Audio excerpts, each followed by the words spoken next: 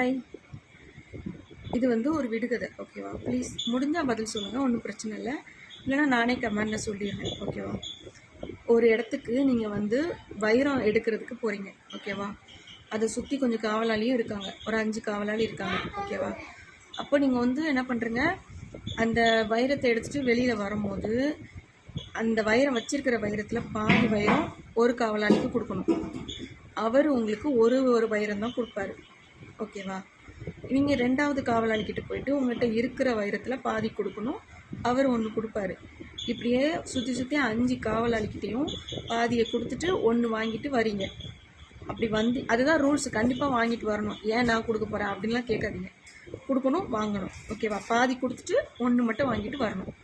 அந்த மாதிரி 5 பேர்கிட்டையும் நீங்கள் சுற்றி முடித்து வெளியில் வரும்போது உங்கள் கையில் நீங்கள் எடுத்த வைரம் அப்படியே இருக்கும், குறையாமல்.